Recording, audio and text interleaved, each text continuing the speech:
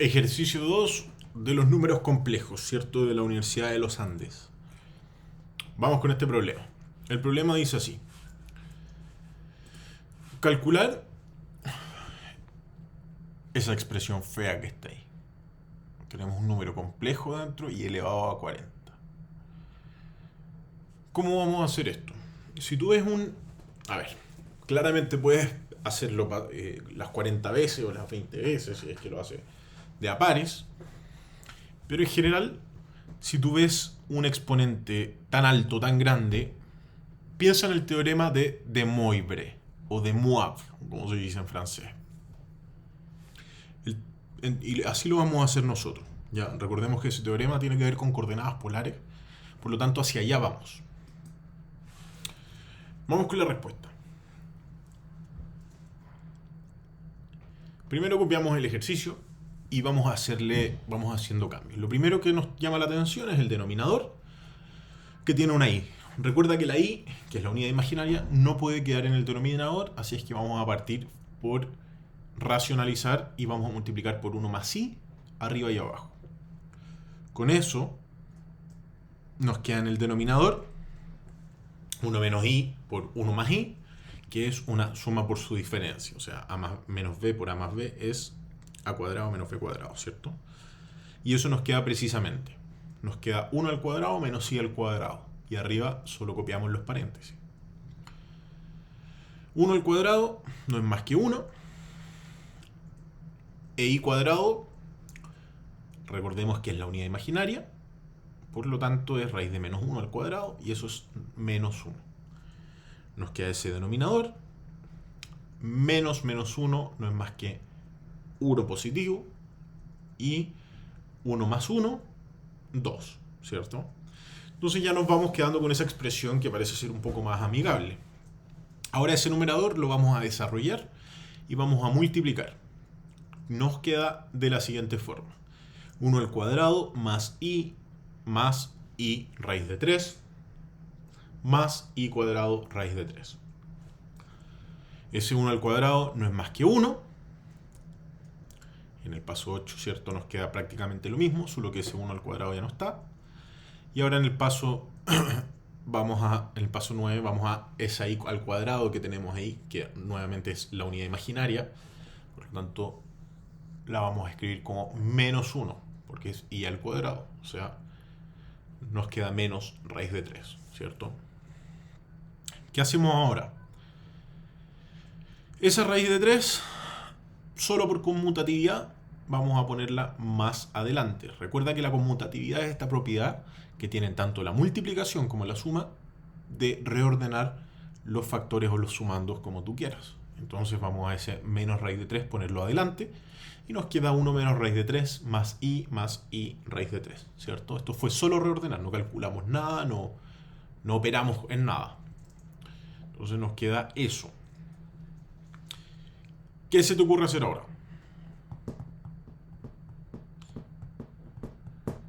Recuerda que estamos buscando un número complejo que no tenga i en el denominador. Y por ahí vamos, el denominador ya no tiene i, pero todavía no está claro el número complejo. Así es que lo que vamos a hacer es que esa parte que está ahí, i más i raíz de 3, vamos a factorizar, o lo que también se llama propiedad de distributividad, ¿cierto? Que es lo mismo lo que está en el cuadrito rojo. Entonces en este caso la i sería como la letra c del cuadrito rojo y yo la puedo extraer de ambos sumandos, factores. Sumando está más correctamente dicho. Entonces yo lo extraigo y me queda 1 más raíz de 3 i. Por lo tanto ya en el paso 11, bueno, no nos quedamos sin hoja, entonces volvemos a copiar el paso 11 allá arriba, no he hecho nada. De aquí a aquí solo copié el paso 11. Y podemos entonces, como tenemos dividido en 2 todo esto, lo podemos separar en 2 fracciones, ¿cierto? En el paso 12 ya es claro el número complejo que tenemos. ¿Por qué? Porque tenemos nuestra parte real y nuestra parte imaginaria claramente definidas. Y eso va a ser muy importante para llevarlo a coordenadas polares. Entonces tenemos nuestra forma binomial clarita, clarita, ¿cierto? Ahora, ¿cómo se llama forma polar?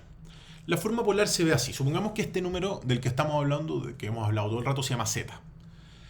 Entonces la forma polar es el módulo de z por coseno de teta, un ángulo que ya vamos a explicar, más i por el seno de teta. Eso es la forma polar. Entonces vamos a calcular ese módulo de z. El módulo de z, como vimos antes, se calcula con la raíz. Entonces sería la raíz de la parte real al cuadrado más la parte imaginaria al cuadrado, ¿cierto? Operamos ambos términos, en el fondo calculamos los cuadrados y obtenemos esa expresión que tenemos ahí. O sea, 1 menos 2 raíz de 3 más 3 más 1 más 2 raíz de 3 más 3. ¿Qué hacemos ahora? Como ambos están con un denominador 4, podemos sumarlo y lo juntamos en una sola expresión, ¿cierto? Nos quedamos con eso. Si te fijas, tenemos una menos 2 raíz de 3 y un 2 raíz de 3 que podemos cancelar. Y nos queda sencillamente el módulo así. Raíz de 1 más 3, 1 más 3, dividido en 4. Ese numerador lo sumamos y nos queda raíz de 8 cuartos en el paso 17. Y claramente eso, si lo simplificamos, es raíz de 2. Entonces, calculamos esta z que está acá, este módulo de z, que es raíz de 2. ¿Ok? Entonces ya tenemos la primera parte de nuestra forma polar. ¿Qué tenemos que hacer ahora? Calcular los ángulos. Los ángulos que están acá adentro. Bueno, el ángulo es el mismo ángulo para coseno y seno. ¿Cómo se calcula el ángulo para coordenadas polares? Sencillo. Es el arco tangente, o también a veces le llaman tangente, la inversa de la tangente, tangente a la menos 1, de la imagen de z dividido en la parte real de z. Entonces vamos a hacer precisamente eso. ¿Dónde están la imagen y la parte real? Están acá marcadas en rojo, ¿cierto? Ya cuando lo llevamos a forma binomial tenemos la parte imaginaria y real. Entonces es tan sencillo como reemplazar en esta fórmula. Y nos queda que θ es igual al arco tangente de 1 más raíz de 3 dividido en 2, partido todo eso en 1 menos raíz de 3 dividido 2. Fíjate que ambos que tenemos 2 veces dividido en 2. Y eso es totalmente simplificable. Y así nos queda θ igual al arco tangente de 1 más raíz de 3 dividido en 1 menos raíz de 3. Eso a la calculadora. A la calculadora, ¿cierto? Todo ese valor, arco tangente, que en la calculadora, insisto, no aparece como arco tangente, aparece como tangente a la menos 1. Probablemente tengas que apretar Shift o tengas que apretar Alfa. Y con eso calculas el arco tangente de ese valor. Y si lo pones en la calculadora, vas a ver que te da menos 75 grados sexagesimales. ¿Ya? Voy a operar con grados en este ejercicio, no con radianes. Listo, ¿qué hacemos con eso? ¿Qué hacemos con eso? ¿Qué hacemos con eso? Bueno, reemplazamos acá, donde estábamos buscando θ, ya sabemos que es menos 75. Por lo tanto, tenemos nuestro número en forma polar. Y nos queda en el paso 22 así. Tenemos nuestro módulo y nuestra forma, y nuestro ángulo para la forma polar. Pero a nosotros se nos pide esto que está acá. Se nos pide el número elevado a 40.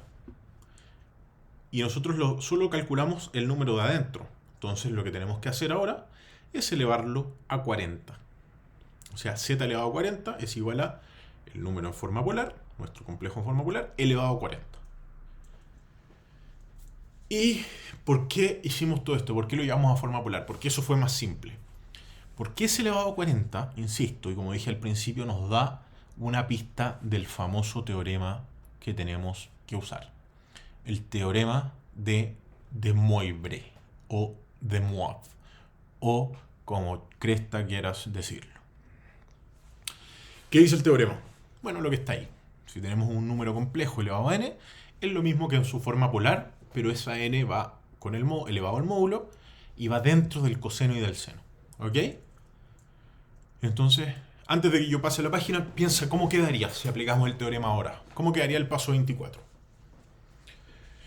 Nos quedaría z a la 40 igual a nuestro módulo elevado a 40, o sea, raíz de 2 elevado a 40, por coseno, y dentro del paréntesis, si te fijas, está la n y el teta, o sea, 40 por menos 75 más i.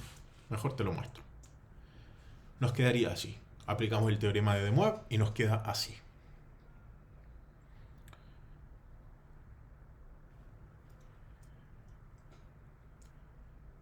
Si te fijas, esas son las correspondencias. S40 es esa n, y aquí lo que está en verde es lo que reemplazamos. Si no lo entiendes el teorema, míralo bien, estúdialo, míralo bien, pero así se aplica. Vamos entonces, paso siguiente. Los ángulos que están adentro, ¿cierto? Tan simple como multiplicar. 40 por menos 75. ¿Cuánto es 40 por menos 75? Es menos 3000, ¿cierto? Tenemos coseno de menos 3000 más i seno de menos 3000. Entonces, bueno, ese 3000 es muy grande. Vamos a tratar de ir trabajándolo un poquito para que nos quede algo más amigable. Ahora, si tú pones esto en la calculadora, ya, digamos, está listo. No hay problema, pero vamos a tratar de achicar los ángulos, de usar un ángulo entre 1 y 360, entre 0 y 360. Lo primero, nos vamos a dar cuenta que ese coseno de menos 3000, que no se te olvide, esto lo viste probablemente al principio, pero el seno es par. El seno es par. Y eso quiere decir que es lo mismo menos el ángulo que el ángulo en positivo. O sea, ese coseno de menos 3000 es exactamente lo mismo que coseno de 3000. Exactamente lo mismo. Y así también pasa con el seno, pero pasa que es impar. O sea, ese seno de menos 3000 cumple esto. Que el seno del ángulo en negativo es igual a menos, por fuera, del seno del ángulo en positivo. O sea, así. Fíjate que lo que cambia es que este menos ya es un más, pero acá afuera cambió a menos. Entonces se nos va simplificando un poquito la expresión. Y ahora estos ángulos. ¿Cómo trabajamos esos ángulos? A ver, hay muchas formas de hacerlo. Y podemos aplicar prostáféresis, podemos aplicar eso que el coseno de alfa más beta es igual a coseno de alfa por coseno de beta menos seno de alfa, etc. Pero yo creo que una forma más fácil e intuitiva es a través de la circunferencia unitaria. Recuerda que la circunferencia unitaria es un círculo que parte con su eje acostado en las abscisas y empieza a girar. Da vuelta, cuando completa una vuelta hace 360 grados, cuando hace otra vuelta hace 720 y así sucesivamente. Entonces, que sea 3000 no significa más que dio muchas vueltas y están en alguna parte de la circunferencia unitaria. Por ejemplo, si fuera 3600, sabríamos que habría dado 10 vueltas y estaría donde mismo empezó. O sea, te puedo decir al tiro, el coseno de 3600 es 1. Porque el coseno de 360 es 1, o de 0 es 1. Y si el ángulo es 3600, quiere decir que dio 10 vueltas. Y llegó a donde mismo. Entonces, ¿qué hacemos con este coseno de 3000? Es menos que 3600. Por lo tanto, dio menos vueltas. Y hay que ver cuántas vueltas dio y ver la diferencia. Entonces, buscamos un múltiplo de 360 que sea inmediatamente menor a 3000. ¿Ya? Un múltiplo de 360 que sea inmediatamente menor a 3000. En este caso, es 360 por 8. 360 por 8 da de resultado 2880. O sea, quiere decir que si el ángulo fuera coseno de 2880, habría dado 8 vueltas completas y hubiera quedado donde mismo. Pero le queda un poco más, porque es 3000. Le queda 120 de diferencia. Es decir, lo que hizo en la circunferencia unitaria, este eje, fue dar 8 vueltas y llegar a 120 grados. Por lo tanto, este ángulo es lo mismo que el 120. Y eso es exactamente lo que vamos a hacer ahí. Z elevado a 40 es igual a raíz de 2 elevado a 40 coseno de 120 menos i seno de 120. Puedes corroborar en tu calculadora que coseno de 3000 es exactamente lo mismo que coseno de 120. Te recomiendo que si no entendiste bien esa parte, revises circunferencia unitaria, porque la circunferencia unitaria explica muy bien esto. ¿Vale? Entonces, seguimos. Ahora tenemos que esa raíz de 2, bueno, aplicamos propiedad de cambio de raíces a potencia. ¿Cierto? ¿Te acuerdas de esta propiedad? Entonces, ese raíz de 2 lo podemos escribir como 2 elevado a un medio elevado a 40. Y ese 2 elevado a un medio elevado a 40, también aplicamos otra propiedad de potencias, que es la propiedad de multiplicación de los exponentes, donde se cumple que si tengo los exponentes, un exponente de otro exponente, etcétera, etcétera, se multiplican. Por lo tanto, me queda 2 elevado a 40 medios por coseno de 120 menos i seno de 120. Ese 40 con ese 2 los simplificamos y nos queda finalmente lo que queríamos, nuestro número, que es 2 elevado a 20 coseno de 120 menos i seno de 120. Eso está en coordenadas polares.